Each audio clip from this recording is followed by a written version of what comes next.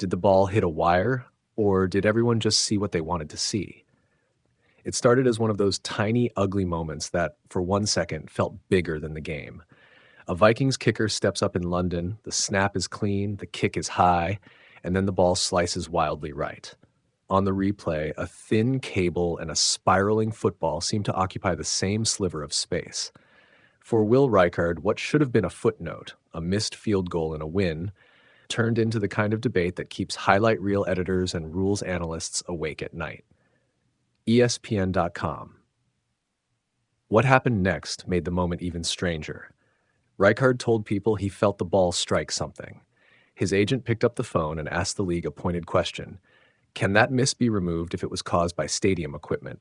For a minute, it felt like the NFL might roll back the stat sheet. Then the league did what leagues do when a minor mystery turns into a media thing.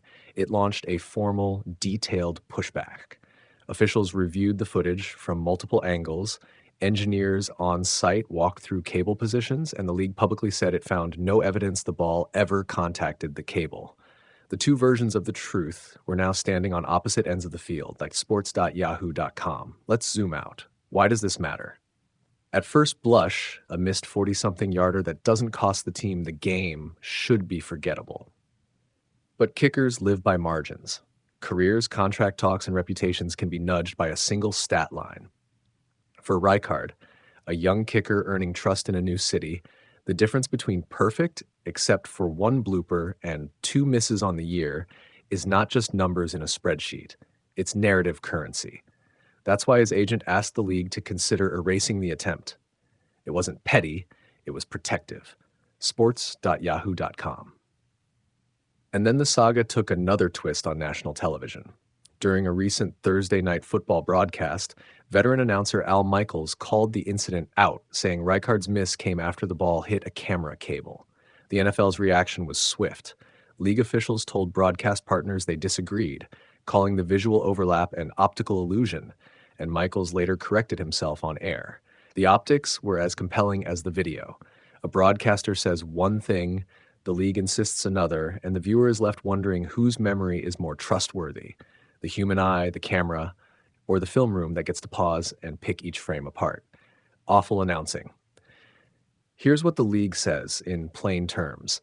The cable's position and the camera angle make it impossible, from a geometry and trajectory standpoint, for the cable to have intersected the ball's flight. Engineers who handled the production for the game stood by their measurements. Replay specialists pointed out that the slow motion clip everyone watched came from a tighter lens that compresses depth, making objects on different planes look like they're touching. The NFL even showed the footage to owners and brought out technical experts to underline the point. That's not PR theater. That's the league using every resource it has to close off a narrative it believes is inaccurate. ESPN.com. But the human element refuses to be settled by diagrams. Reichard and his special team coach stuck to their instinctual reading. The ball behaved oddly. For people who saw the ball's flight, the memory is tactile. A kick that seemed to lose its spin midair, a wobble that feels wrong. Fans and players aren't idiots. They're witnesses whose sense-making gets tangled with trust in the institutions that run the game. When a player says, "I felt it," and the league says, "We see otherwise," everybody's left with a choice. Trust the film or trust the feel. Both are valid, and both sting when they disagree. ESPN.com. Now imagine you're a rules analyst watching this in the replay booth. Your job is to translate physics and angles into rulings and, sometimes, human mercy. The NFL's official position is simple. There's no evidence the ball made contact with the cable, therefore the play stands. But rules are never divorced from context. The tuck rule and other infamous call reversals have taught us that replays, that relay, slow-mo, and officialese will often win over instinct. That doesn't make the outcome less contentious. It makes it precise, which is a kind of cruelty in sports where emotion is everything.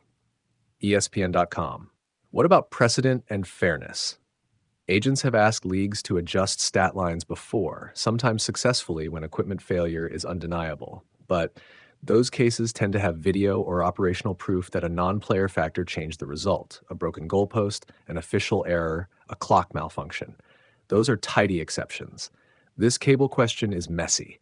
It looks like contact in one angle and like illusion in another.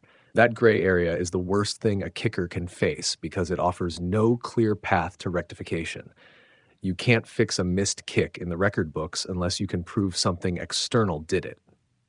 That's the sticking point Reichard's camp kept bumping up against. Sports.yahoo.com. And then there's the theater of it all. The league showed footage in a closed owners' meeting.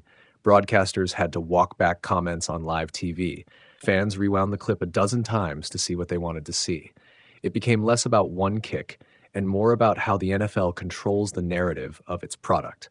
When the league says optical illusion, it isn't just interpreting a play, it's defending the idea that games aren't decided by faulty stadium infrastructure. That's a reputation the league has a vested interest in protecting. Docking, sports.yahoo.com. So where does this leave Will Reichard? In public terms, he's a young kicker with a miss on his ledger and confidence that he struck the ball clean. In private terms, he's a player watching his agent have adult conversations about technicalities that most viewers don't know exist.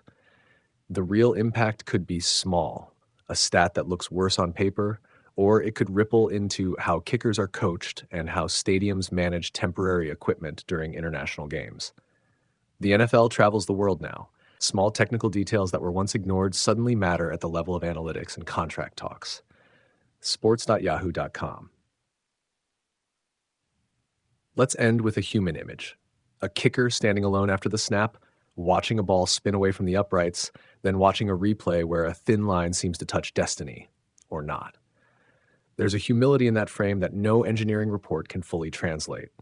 For a split second, the entire business of professional sports, the stats, the contracts, the broadcasters, the league offices, folds around the experience of one player and one ball.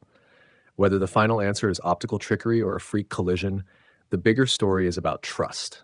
In your hands, in the tools that govern your work, and in the world that asks you to perform perfectly under impossible scrutiny. See it, feel it, argue about it. That's the modern game.